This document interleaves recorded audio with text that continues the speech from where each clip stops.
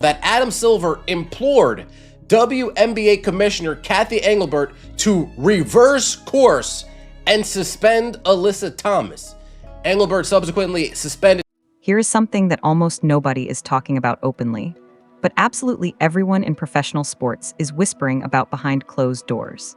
The most powerful man in basketball, a man who has spent decades quietly pulling strings from a New York office, has allegedly just made the most aggressive move in the history of the partnership between the NBA and the WNBA. And the woman who may have just lost everything because of it didn't see it coming until it was already too late. We are talking about a reported firing, a power grab, a complete overhaul of leadership at the top of a league that is sitting on the edge of becoming one of the biggest sports stories of the decade. And right in the center of all of it, a rookie from Iowa who was never supposed to change this much, this fast. If you have been following the WNBA this season, you already know that something has been deeply wrong beneath the surface. The games have been electric, the crowds have been massive, and the numbers have been shattering every record anyone ever thought possible for women's professional basketball. But behind that excitement, a war has been quietly brewing between the NBA's upper management and the people running the show at the WNBA. And according to multiple reports, that war just ended with one side completely surrendering. Before we go any further, drop a comment right now and tell me this. Do you think the WNBA deserved a complete leadership overhaul, or do you think Adam Silver is overstepping? Because by the time this video is over, your answer might be very different from what it is right now. Stay with me, because what actually happened behind those closed doors is far more layered, far more shocking, and far more consequential than any headline has been able to capture so far. To understand why any of this happened, you have to go back to the moment everything changed. And that moment has a very specific date attached to it, the day Caitlin Clark was drafted into the WNBA. Now, nobody in the league office is going to admit this publicly, but the WNBA was not prepared for what came through that door. Not even close. The organization had spent years building systems, creating policies, and operating at a certain level of intensity that worked perfectly fine for the audience they had. The problem is that the audience they had was about to multiply at a rate that nobody in that building had modeled for, planned for, or even dreamed about in their most optimistic projections. When Clark hit the professional court for the first time, ticket sales did not just rise, they went vertical. Games that had been drawing a few thousand fans suddenly had waitlists. Cities that had historically struggled to fill arenas were turning people away at the door. The Indiana Fever, a franchise that had spent years in relative obscurity, suddenly became one of the most talked about teams in all of professional sports. Not just women's sports, all professional sports. Every single game Clark played was appointment television. Every single highlight was shared millions of times within hours. The woman hadn't just joined a league, she had redefined its entire gravitational pull. And then there was the charter flight situation.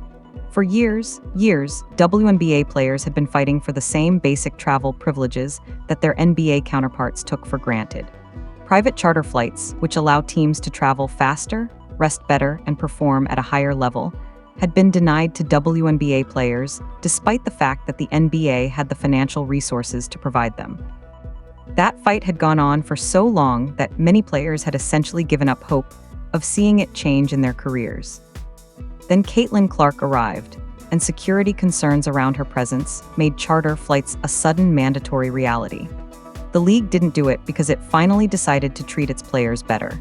It did it because the optics of something happening to the woman driving the entire economic engine of the organization were too catastrophic to risk. That tells you everything you need to know about how the WNBA valued its players before Clark, and how much her arrival changed the calculation overnight. The viewership numbers painted the same picture in even more dramatic strokes.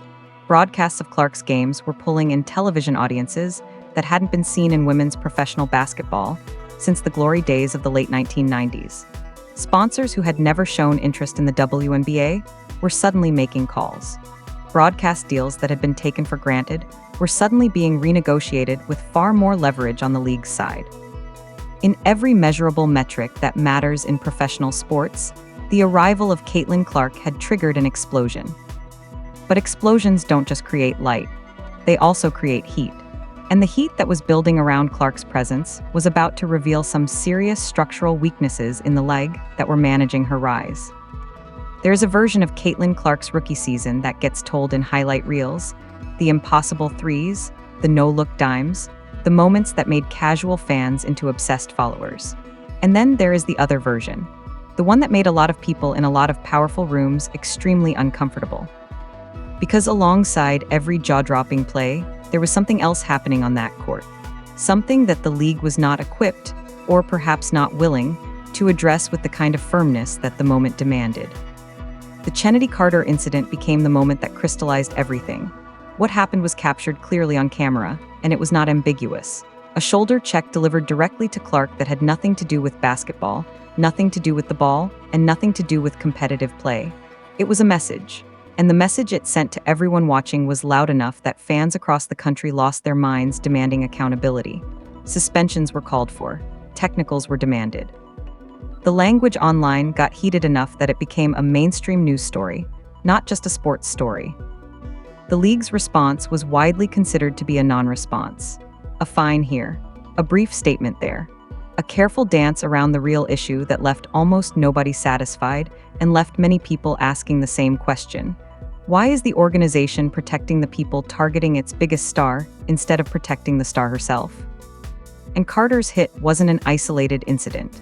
That is the part of this story that tends to get buried under the loudest individual moments. There was a pattern developing throughout the season of physical targeting that went beyond what anyone could reasonably call aggressive competition. Veterans of the league were making comments publicly that felt less like professional trash talk and more like an organized hazing campaign. The message being sent, whether intentional or not, was that Clark needed to be reminded of her place, that her fame made her a target rather than an asset deserving of protection. Now compare that to how the NBA handles its generational talents. When LeBron James takes a hard foul, the league responds. When Steph Curry gets targeted with overly physical defense, referees are instructed to pay closer attention. There is an unspoken, and sometimes very spoken, understanding in the NBA that when you have a player who is driving the entire economic engine of your organization, you do not allow that player to be treated as a practice dummy. You protect them.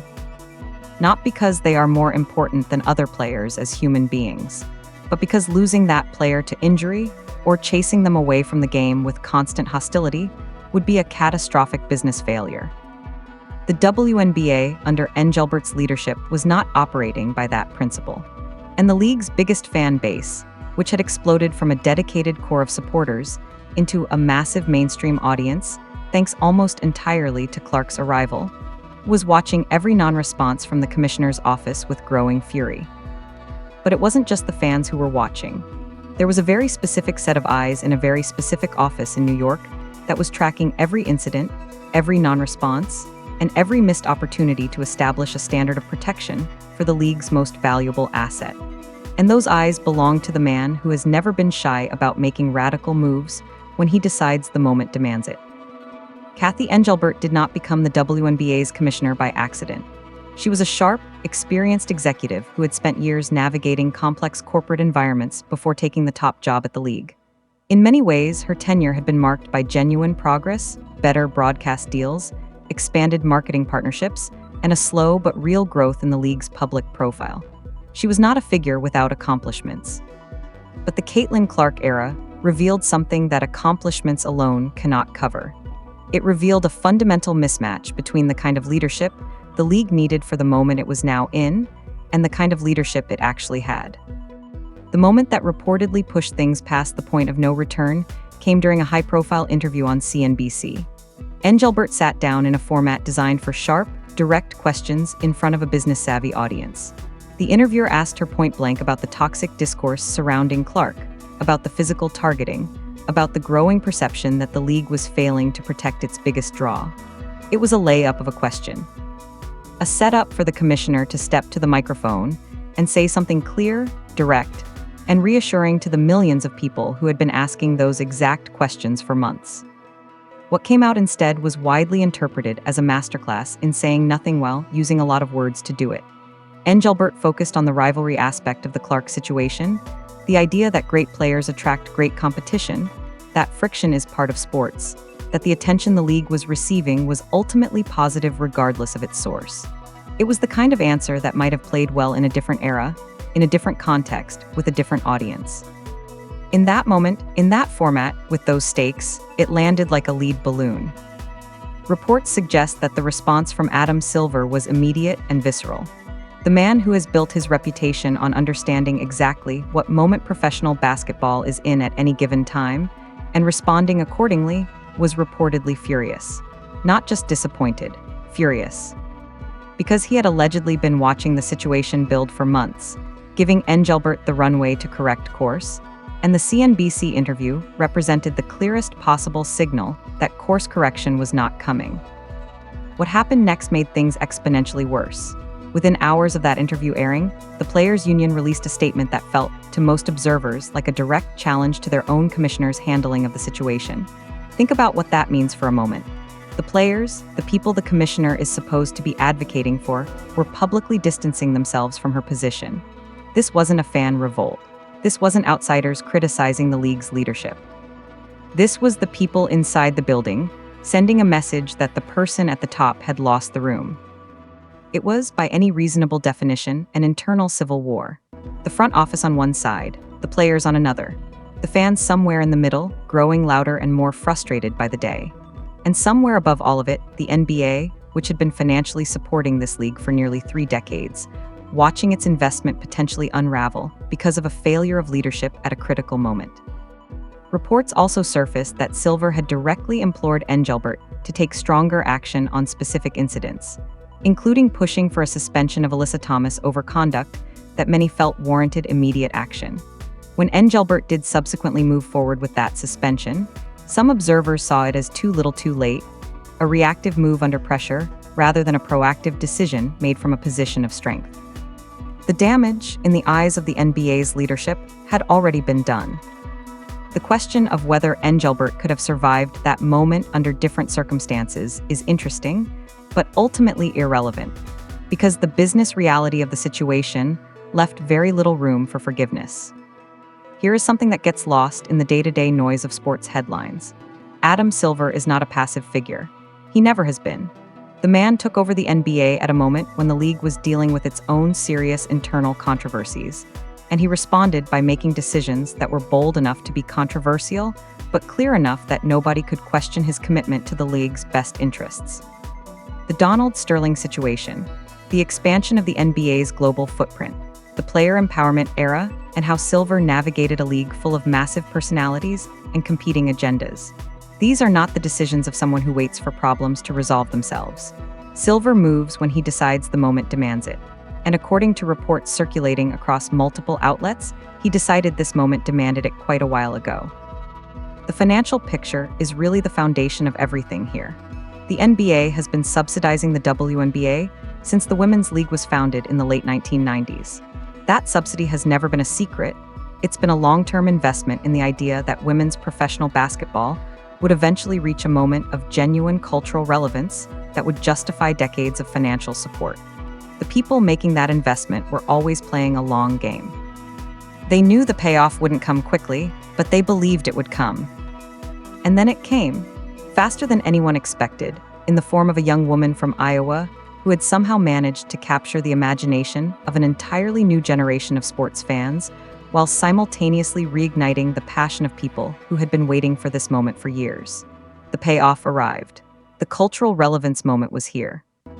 And from Silver's perspective, watching the WNBA's front office fumble that moment through a combination of mismanagement, poor communication, and an apparent inability to recognize the urgency of what was at stake was reportedly maddening. Reports indicate that Silver's involvement in the Alyssa Thomas suspension was not a polite suggestion. It was described by sources as an imploring, a direct and urgent intervention from the top of the NBA hierarchy into the decision-making process of the WNBA's commissioner's office. When Engelbert moved forward with the suspension, the move was interpreted by some as a sign that Silver's influence was already effectively overriding hers. The commissioner was no longer making independent decisions. She was responding to pressure from above. That dynamic, a commissioner who is no longer the ultimate authority in her own league, is unsustainable. And the reports suggesting that Silver moved to formalize what was already functionally happening by removing Engelbert from her position and taking direct control of the direction of the league make a certain kind of cold business logic that anyone who understands how these organizations actually operate will recognize immediately. This would be one of the most aggressive direct interventions in the history of the relationship between the two leagues. It sets a precedent that is impossible to overstate. The message it sends to whoever comes next in the commissioner's chair is explicit. The NBA is not a silent investor anymore. It is an active partner that will not hesitate to step in when it believes its investment is being mismanaged. Anyone sitting in that chair going forward will know that the standard they are being held to is not the standard of the old WNBA. It is the standard of the modern NBA, and the margin for error is essentially zero. While all of this was playing out in boardrooms and broadcast studios, something equally significant was happening at a level that rarely makes it into the kind of polished official statements that leagues put out when they want to control a narrative. Inside the actual locker rooms of the WNBA, the tension had reportedly reached a level that veterans of the league described as unlike anything they had experienced before. It is important to understand that the fault lines running through the WNBA during Caitlin Clark's rookie season were not simple. This was not just veterans versus rookies, or old guard versus new wave. The divisions were more complicated and more human than any clean narrative can capture. On one side, you had players who had dedicated years, in some cases decades, to a league that had always asked them to do more with less, to be grateful for what they had, to represent their sport with class and professionalism in environments that rarely gave them the financial reward or the public recognition their talent deserved. These were women who had built the WNBA brick by brick during seasons when television cameras were barely present and arenas were two-thirds empty. Their investment in the league was real and deep and legitimate. And then suddenly, almost overnight, the conversation about their league became entirely about someone who hadn't spent a single second in a WNBA game yet. Every interview, every marketing push, every sponsor announcement, Clark, Clark, Clark. For players who had given everything to build what the league was, that kind of sudden and total reorientation around a single newcomer carried an emotional weight that is hard to dismiss even if the business logic behind it is obvious. The problem was that this tension, which was understandable on a human level, was being expressed in ways that crossed serious professional lines. And the commissioner's office was not managing it. The message from the front office appeared to be, at best, an encouragement to let players work it out among themselves. At worst, it read as a tacit permission for the targeting and hostility to continue unchecked. Reports of players feeling genuinely abandoned by the front office were not coming from anonymous sources with axes to grind. They were coming from multiple directions, suggesting a widespread sense among the athletes that the people who were supposed to be protecting and advocating for them had essentially checked out of the situation. The Clark versus Angel Reese rivalry deserves a specific mention here, because it represents exactly how the league's management failures played out in the most visible possible way. That rivalry had real, organic energy behind it. Two extraordinary athletes with genuinely different styles and personalities, playing in the same space at the same time, drawing enormous fan bases that were passionate to the point of being tribal. In the hands of competent leadership, that dynamic gets marketed with precision and turned into a narrative that lifts both players and grows the audience for everyone. What actually happened was a spiral. Without a strong voice from the commissioner's office setting parameters and managing the fallout from incidents and controversies, the rivalry often tipped into something that was uncomfortable to watch. Fans on one side accused the league of favoring Clark. Fans on the other side accused the league of enabling hostility toward her. Both camps were simultaneously convinced that the league was being negligent, just in opposite directions. Managing a situation like that requires leadership. It requires someone at the top who is willing to take positions that might upset some fans in order to establish clarity and protect the integrity of what the league is trying to build. That leadership was reportedly absent, and the powder keg that had been building through the locker rooms and across the fan bases was starting to look like it was going to take the whole thing down. If you want to understand why Adam Silver's alleged intervention is being treated as such a seismic event rather than just another executive shuffle, you need to follow the money. Because the money tells a story that makes everything else make complete and total sense. Start with the most basic number, the raw attendance figures from Clark's rookie season.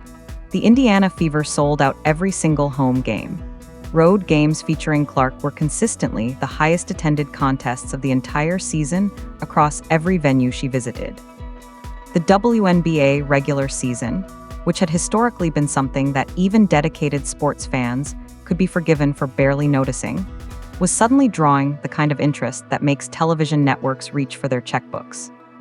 Television ratings for Clark's games were not just good for the WNBA. They were good by the standard of professional sports broadly. Broadcasts that went up against major competing programming were still pulling in numbers that made executives at the networks carrying those games very happy and very interested in what the next deal was going to look like. The leverage the WNBA had in those conversations shifted dramatically in a very short period of time, and the shift was directly attributable to one player. Sponsorship revenue followed the same pattern. Brands that had never engaged with the WNBA came knocking. Existing partners came back to the table asking about expanded deals. The merchandise numbers, jerseys, gear, collectibles told the same story in category after category. Clark's jersey became one of the best-selling sports jerseys in the country across all leagues and genders. That is not a women's basketball story. That is a professional sports story. And then there are the broadcast rights. The WNBA's media rights deals, which have historically been modest compared to the NBA's landmark agreements, suddenly became a subject of intense interest as the league's profile exploded. The next negotiation cycle, which was already on the horizon when Clark arrived, was going to be conducted in a completely different environment than anyone had expected. The numbers being discussed were reportedly in territory that would have been considered fantasy just a couple of years earlier. All of that, every single dollar of it, sits on a foundation that requires Caitlin Clark to remain healthy, happy, and invested in playing in this league. That is the business reality that makes the commissioner's failure to protect her so inexplicable from a pure financial standpoint. Every incident that went unaddressed was not just a PR problem. It was a direct threat to the economic infrastructure that the league's entire near-term future was being built on. The historical comparisons here are instructive and somewhat chilling.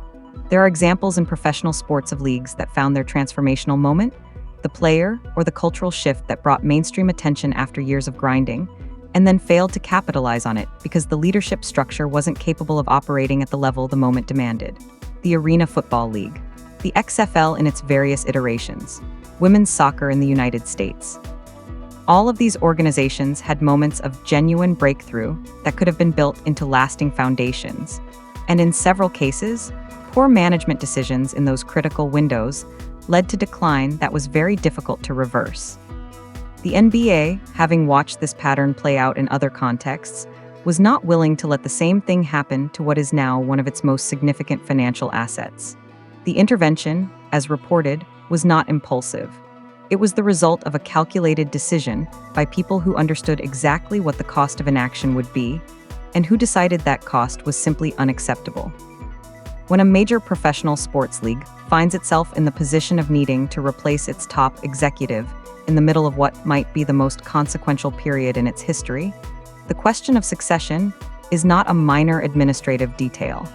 It is a defining decision that will shape everything that comes after it. The WNBA is not looking for a safe choice. Safe choices are for organizations that have the luxury of time, and the WNBA does not have that luxury right now. The moment is too urgent, the stakes are too high, and the margin for another round of mismanagement is effectively zero.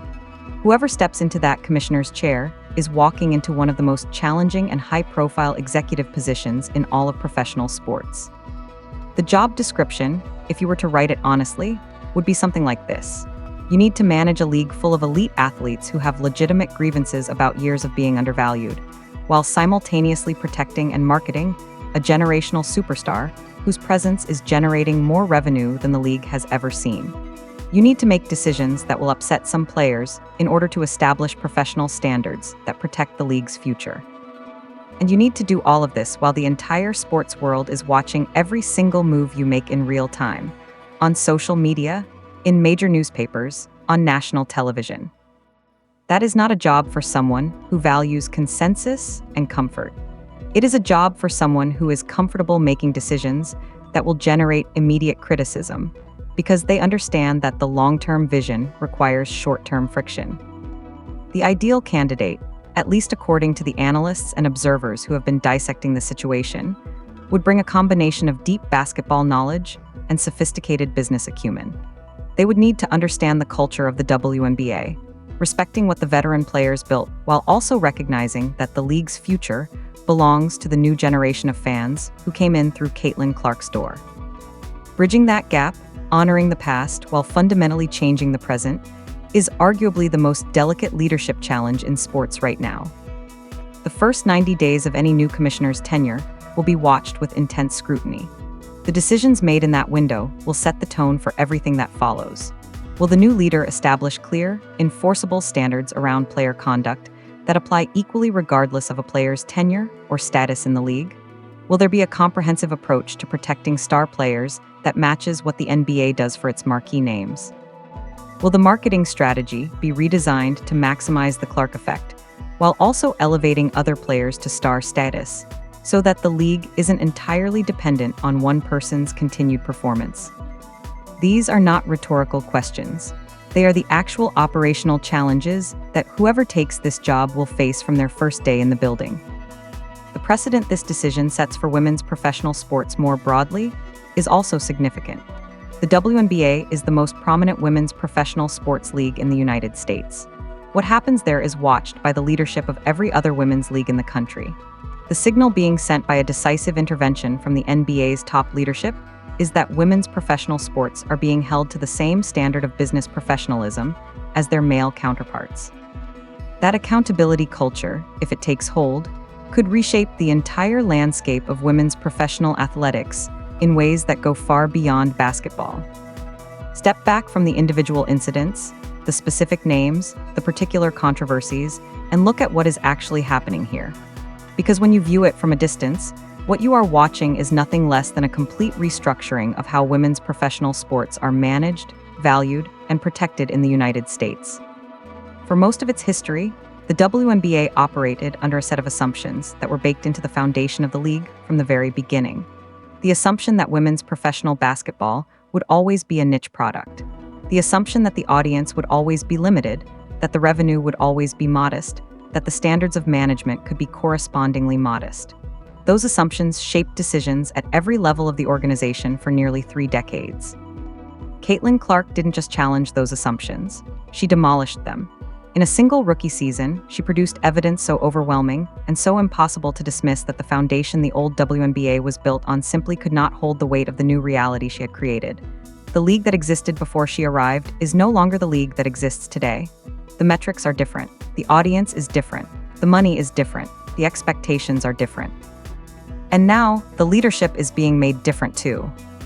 The significance of what Caitlin Clark's rookie season will ultimately be remembered for extends well beyond the records she broke, as extraordinary as those records are. She will be remembered as the catalyst, the specific person, in the specific moment, whose presence made it impossible to continue operating the same way. There have been transformational players in sports before, players who changed the game on the court. But it is genuinely rare for a single athlete's arrival to force a fundamental restructuring of the organizational and business infrastructure of an entire league. That is what appears to be happening here. And the fact that it required Adam Silver to intervene directly tells you everything about how serious and how real this transformation is. Silver does not make moves for symbolic reasons. Every significant decision he has made during his tenure as NBA commissioner has been driven by a cold, clear-eyed assessment of what the business requires. His reported intervention in the WNBA is not an act of chivalry or a public relations gesture. It is a business decision made by someone who looked at what was at stake and decided that the status quo was no longer acceptable. The message this sends to every stakeholder in the WNBA ecosystem is explicit and unmistakable. To the players, your league is being managed at the highest possible standard going forward, and the days of the front office shrugging at accountability are over. To the sponsors, your investment in this league is being protected by people who understand what it's worth and will not allow poor management to jeopardize it. To the broadcasters, the product you're paying to carry is being taken seriously at the highest organizational level. And to the fans, the people running this league have finally caught up to the reality of what you already knew, that this is a top-tier product that deserves top-tier management. What happens next is genuinely uncertain. in the way that all truly significant transitions are uncertain. A new commissioner could arrive and make exactly the right calls, threading the needle between the old guard and the new wave, establishing standards that protect the stars while honoring the culture of the league, and turning this moment of turbulence into the foundation of something extraordinary. That outcome is possible. It is even arguably likely, given how much pressure is now on everyone involved to get it right. But it is also possible that the internal divisions that have been building through this season are deeper than any single personnel change can address. The feelings of veteran players who have dedicated their lives to this league and now feel overshadowed are real. The cultural fault lines that the Clark situation exposed are not going to disappear because a new person sits in the commissioner's chair. Whoever takes that job is inheriting a situation with enormous upside and genuine landmines. And navigating both simultaneously is going to require a level of skill and judgment that few executives in any field possess. One thing, however, is absolutely certain. The version of the WNBA that existed before Caitlin Clark walked through the door is gone. It is not coming back. The economic reality that her presence created makes a return to the old normal functionally impossible. The audience is too large, the money is too significant, and the scrutiny is too intense for the league to ever retreat to the comfortable obscurity it once inhabited. The only direction available is forward. And forward, right now, means navigating one of the most complex and high-stakes leadership transitions in the history of women's professional sports. The story of this moment is still being written. The final chapter, whether it ends with the WNBA fulfilling the extraordinary potential that this season has revealed, or whether the internal conflicts prove too deep to overcome, has not been determined yet. But the fact that the story is being written at this level of intensity, with this much money involved, with this much global attention fixed on every development, is itself a kind of victory for a league that spent decades fighting just to be taken seriously. The revolution is happening. It is messy, as all revolutions are. It is uncomfortable, as all real change is. And it is absolutely, undeniably necessary, because the alternative is watching the most significant opportunity in the history of women's professional basketball slip away because the people in charge weren't ready for the moment they had been waiting for. The game has changed. The leadership is changing. And whether you are a diehard fan who has been there since the beginning or someone who discovered the WNBA because of a rookie from Iowa, you are watching something that is going to be talked about for a very long time. The question is no longer whether the WNBA can become a global powerhouse. The question is whether the people tasked with managing that rise are equal to the challenge. The pressure is on. The spotlight is burning. And the next move, whoever makes it, and whatever it turns out to be, will echo through the history of women's sports for decades. Drop your thoughts in the comments right now. Who do you think should be the next WNBA commissioner? And what is the single most important thing they need to do first? Because this conversation is far from over, and frankly, neither is this story.